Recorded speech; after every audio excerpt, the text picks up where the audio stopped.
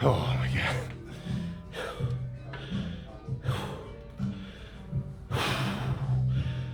Oh, that's pretty good. I think I'll just sit here for a minute.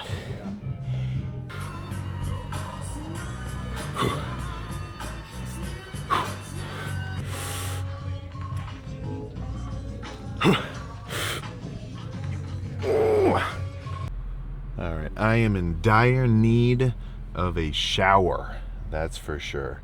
I mean, technically, I left the hotel at about 5 Vegas time, and then now I'm in the car driving back at 2 o'clock in the afternoon Vegas time.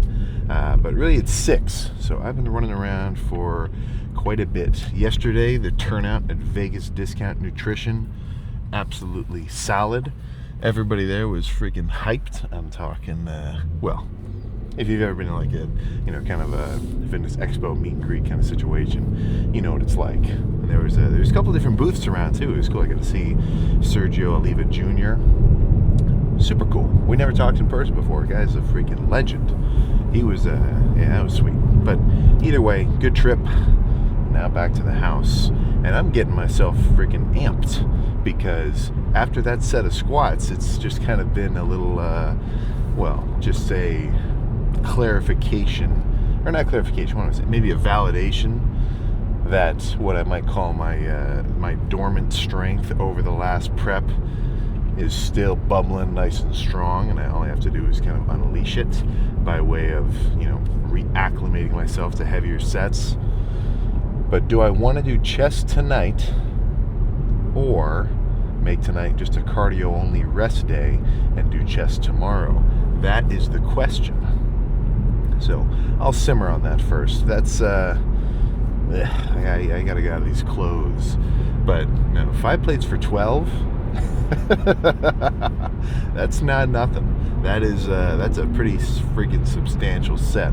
So yeah, I think 5 for 20, that's feasible, and it's not that that's the point, but more so that the quads that I want to have are quads that are capable of doing 5 for 20, if you sort of follow me. So it's not, it's kind of a roundabout goal, because I want bigger, stronger quads, and bigger, stronger quads will let me do that kind of weight and sets. So it's more of just this, a square is a circle, but a circle is not a square kind of thing, where, big legs are also strong legs.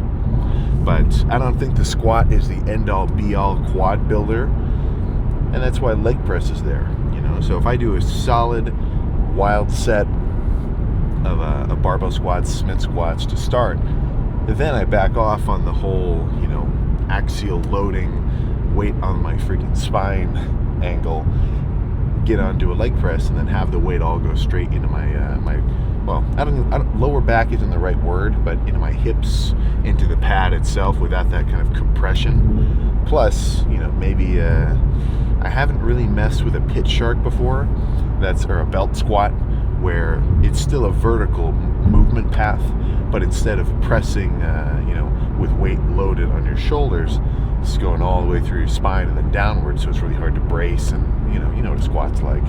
Instead of that, you've got the weight on this sling around your waist, so it's almost, not even almost, it just completely takes your spine out of it, your erectors, and it just turns it into a really solid lower body movement. But that's only from what I've heard. I've never actually done it before. I've never messed with I've seen them before. Some of the ones that I've had access to are like just a cable with a pulley where the weights slide up and down, and they kind of throw me off. It doesn't really, I don't know, just the look of the machine doesn't really inspire a ton of confidence that I'm going to like it. But the ones where it's essentially just a long beam of steel where weights are loaded in the center, and then you attach that waist cable to, differing points further or closer from that, the pivot point way over there to sort of change how the momentum of the weight feels. That makes a little bit more sense to me, Like the gist would be, imagine putting a carabiner on the end of a barbell for T-bar rows, and instead of pulling with your hands, you're just pulling from a cable on your waist. That could be something. But either way, it's getting me freaking excited.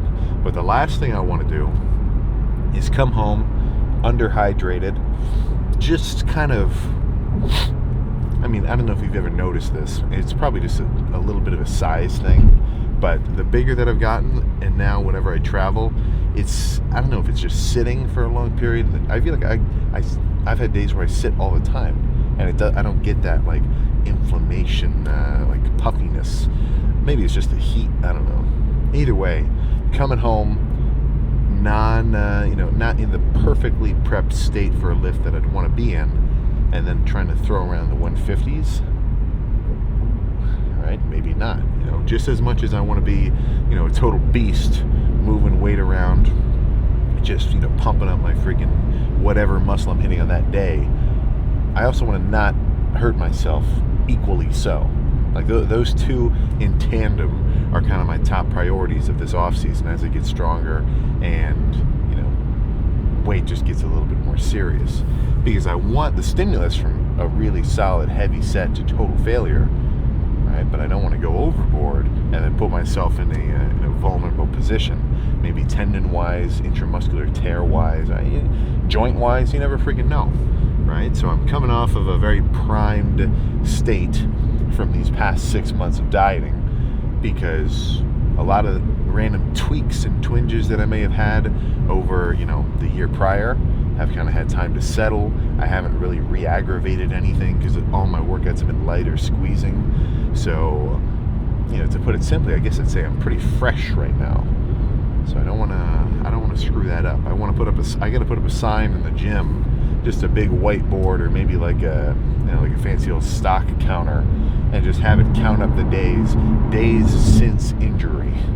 And ideally, that counter will never reset, because I would never hurt myself, at least not in the gym. But no, shit, we're barely even into the bulk, and 5 plates are already getting moved around.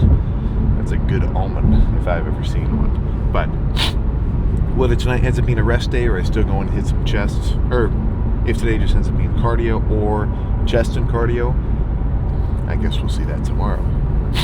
But now that I'm back, definitely got to get a full day of eating, kind of grocery haul in for next week. On the 9th, we head over to Colorado Discount Nutrition. So, same sort of franchise, but it's just a little bit different with the name, but it'll be the same thing over there. So they're I got to repost the link to that meet and greet too. That'll be up on the Instagram story. I'll try to just put it in the description. That'd be solid. But yeah, first priority, unpack, get some clean clothes on, and then make an educated decision as to whether or not I should go thrash my chest or thrash my rest. One or the freaking other. But full length video tomorrow. I'll chat a little extra, get an hour long. These the traveling ones were kind of tricky. I was just a little rushed. It's not as fun. But either way, I'll see you tomorrow.